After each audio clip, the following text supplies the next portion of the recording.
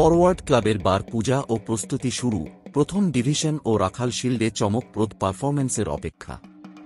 Tripura football association আয়োজিত আসন্ন প্রথম ডিভিশন লিগ ও রাখাল শিল্ড টুর্নামেন্টের প্রস্তুতিতে আজ উমাকান্ত ময়দানে বার পূজা দিল ফরওয়ার্ড ক্লাব। এরপরেই শুরু হয় টিমের প্র্যাকটিস। এবছর দেশের বিভিন্ন প্রান্ত থেকে দক্ষ ফুটবলার নিয়ে গঠিত হয়েছে শক্তিশালী দল। ক্লাবের প্রতি ভালোবাসা এবং কর্মকর্তা বাসুদেব চৌধুরী ও সম্পাদক পার্থসারথী গুপ্তর কঠোর পরিশ্রমে ফরওয়ার্ড ক্লাব আজ ফুটবল প্রেমীদের মধ্যে এক পরিচিত নাম। এবার মাঠে কি চমক নিয়ে আসছে ফরওয়ার্ড ক্লাব, জানব সরাসরি ক্লাব সম্পাদকের মুখে।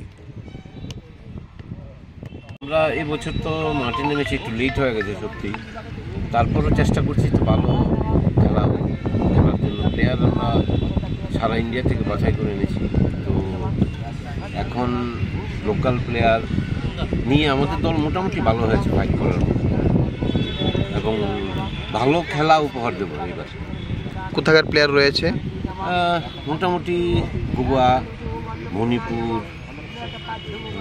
গোয়া, অন্ধ্রপ্রদেশ, উড়িষ্যা, কেরল, মোটামুটি সব স্টেটের থেকে প্লেয়ার এসছে। মেঘালয় আছে। দল নিয়ে কীরকম আশাবাদী? ভালো রেজাল্ট পাবো। কোচ হিসেবে কোচ আমাদের কেরালা থেকে, অ্যাকচুয়ালি আমাদের তো সুভাষদা হচ্ছে আমাদের নিজস্ব কোচ, মানে আমাদের ক্লাবেরই উনি। তারপর আমরা যেহেতু একটা রুলস আছে যে এ লাইসেন্স বা বি লাইসেন্স কোচ লাগবে, সেই জন্য আমরা বাইরে থেকে কেরালা থেকে একজন সন্তুষ্টবি, লাস্ট ইয়ার সন্তুষ্টবি উনি কেরালা টিমের কোচ ছিলেন, ওনাকে আমরা অ্যাপয়েন্ট করেছি। নামটা হচ্ছে এবিন রোজ, ওনার নাম হচ্ছে এবিন রোজ। মোটামুটি 4-5 দিন গেলে আমরা প্লেয়ারকে দেখতে পারবো, গেম টেম খেলবো। দিনেই তারপর কতজন রয়েছে বহিরাজ্যের? 16 জন।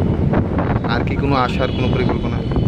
এখানে মোটামুটি 14 জন এসছে, আর 4 জন আসবে কালকে। আর মিলে বাজেট কত হয়েছে?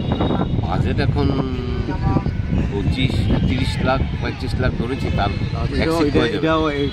এক্সিড হতে পারে বাজেটটা।